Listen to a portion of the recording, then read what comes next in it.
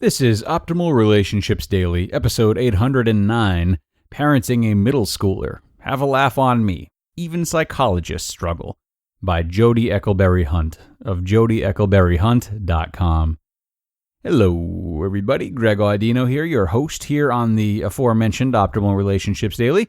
I am back with you for the parenting leg of the week. We often cover parenting posts on Thursday and Friday, and with a very unusual school year kicked back into gear, there's no post like today's to help you get through it as a parent with grace and diligence. Let's take a look at Jodie Eckleberry-Hunt's back-to-school story for her middle schooler and start optimizing your life. Parenting a Middle Schooler. Have a laugh on me. Even psychologists struggle. By Jodie Eckleberry-Hunt of JodieEckleberry-Hunt.com. My oldest son started middle school a week and a half ago. I expected it to be awful, but it's been so easy. Wonderful, in fact. A friend of mine who has older children told me to watch out, because sickness soon sets in because the kids are exposed to a whole new group of viruses. Sure enough, that same day, both my kids start up with a cold. I still felt good about the transition. That is, until last night. During work, I got an email from the principal reminding me that open house was that night. I'd forgotten. I scarfed down dinner, and luckily, my husband got home to watch the kids so I could attend. I work 30 to 35 hours a week. How do parents who work 40-plus hours do it? God bless them. I learned that open house involved the parents following the kids' schedules, spending 5 minutes with each teacher. It started with gym class. The poor teacher says that she is now required to do a pre- and post-test on each gym topic she teaches. WTF? I thought gym was about giving kids exercise. When did it become about taking tests? Whatever. Then, parents start asking questions like, what topics do you cover? Again, WTF. It's not that I think exercise science isn't important, but I'm more into actually exercising during the limited time in gym. I quickly move on to the next class. I'll tell you that the next few sessions were a bit of a blur. The teachers were telling the parents to sign up for Remind. They said, I won't spend time on that because I'm sure you already know about it. WTF? At this point, I don't even know what Remind is and am busy trying to find it in the App Store. Then I hear about signing up for Synergy to communicate with the school. I learned that I need to look at Synergy now to see grades already posted. I'm able to do that, and I see that my son has 2 A+, a D, and an E. OMG, WTF, school just started. I'm fading in and out at this point.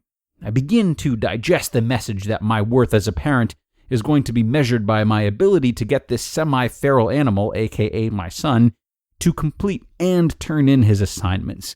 This would be a full-time job. I had been over the moon because I'd got him out of bed to school on time and to put on deodorant without a fight for 6 straight days. At this point, I realize there's no escape. The same message is being communicated by every teacher. I find myself gazing around the room. I am fantasizing that there will be some alcohol served at any moment. I look at the other parents. Some look catatonic. Some look confused. I'm on the verge of a panic attack. Still, other parents look excited and happy. I wonder what medication regimen they're on. Note to self.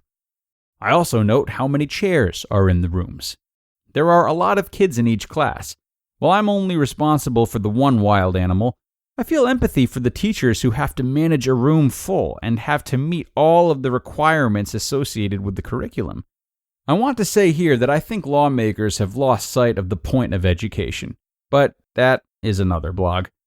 Then, one teacher says, I know some parents think, okay, my child is in middle school, they need to start doing things for themselves. The parents leave the kids to self-manage. I urge you not to do that. This was my whole plan. WTF was I going to do now?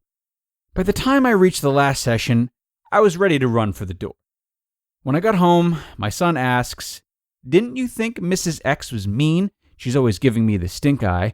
I said, OMG, she was my favorite. She said she doesn't give homework. She plans to teach you a bunch of cool stuff. She started by saying that she didn't have a lot to say, and then she let us go early. He replied, but she yells all the time. I said, I am sure that poor woman has to yell to get through to the class. I asked him about the deficient grades, and he had a convincing excuse similar to the dealer who gets caught with a large stash and has a perfectly understandable explanation. I went to bed and had terrible nightmares and a fitful sleep. The biggest button I had was pushed. I value my kids/family above all else. Their well-being is top priority. Education is also among my top 5 values. I am achievement-oriented. I just heard all that I had to do as a parent to ensure my child's success, and it involved me controlling him. I never have full control as a baseline. All I have is influence. Attempts to control come at a high cost. Efforts to control equals hearing, "You are the worst mother ever, you are such a jerk." Then, my younger son snickers, and a brawl ensues at the dinner table. I revoke privileges equals more yelling equals everyone is unhappy. I note that the school has multiple unrestrained methods to contact me, including automated calls, emails, and text reminders for each class. I wondered, how did my mom do it? For starters, she was clueless. There was no texting or emails.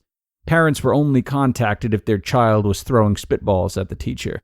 She lived in ignorant bliss, which is where I was the last week and a half, and I was happy there. Today, I got out of bed and said, no more. I must move on. It will all work out because it has to work out. I will give what I can, but I will not helicopter. I will not be codependent with my son. How is he supposed to learn how to manage himself if I'm always doing it for him? I noted that he got himself out of bed on his own this morning. He fed himself, did his drum practice, and started on some online math practice without prompting. I gave him a hug and was incredibly thankful. If I felt as overwhelmed as I did last night, I can only imagine how he must feel. It was good for me to experience that. I see him through new eyes today. In that respect, it was a good experience.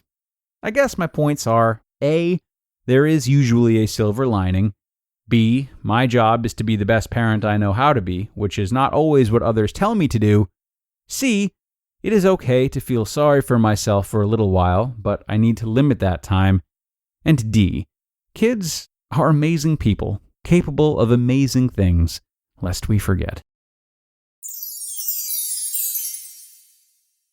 You just listened to the post titled, Parenting a Middle Schooler. Have a Laugh on Me. Even Psychologists Struggle, by Jodie Eckleberry-Hunt of JodieEckleberry-Hunt.com.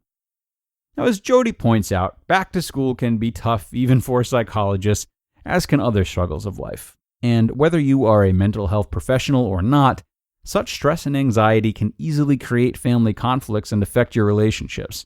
So, before that happens, know that BetterHelp is here to help you cope with your emotions. BetterHelp assesses your needs and matches you with a personal licensed professional therapist that you can work with at your own convenience in a private online environment. They have professional counselors specializing in depression, family conflicts, grief, and more to help you. In fact, so many people have been using BetterHelp that they're actually recruiting additional counselors in all 50 states. BetterHelp is not self-help. It is professional counseling where everything is kept confidential. Guys, I want you to start living a happier life today. And as a listener, you'll get 10% off your first month by visiting betterhelp.com/ORD. Join over 1 million people taking charge of their mental health. Again, that's BetterHelp, HELP.com/ORD. And another wonderful post from Jodie, one of our newest contributors. It was funny how she mentioned her mother being in a sort of bliss, not knowing what went on at school for the most part. So she, like Jodie, was sure that she was doing a good job as a parent and hadn't been aware of much of what was going on at school. Had she found out, she might have been in a mini frenzy like Jodie was upon learning about all these methods and policies in place that she didn't know about previously. That still wouldn't have changed the fact that she was doing well, though. And Jodie learning about these parts of her child's education system that she was behind on doesn't mean that she's not being a good parent, the best she knows how to be. The moral of the story, learning about things you haven't been doing to help grow something doesn't mean that you weren't growing it well before. It's always crucial to meet these new lessons with receptivity and curiosity, as opposed to self-judgment. And on that very all-encompassing note, we are going to wrap this one up, everyone. Thank you so much for being here, my friends. And I do hope you stop in for the next one. Our last post of the week is tomorrow, and you won't want to miss it. So, I'll see you there, where your optimal life awaits.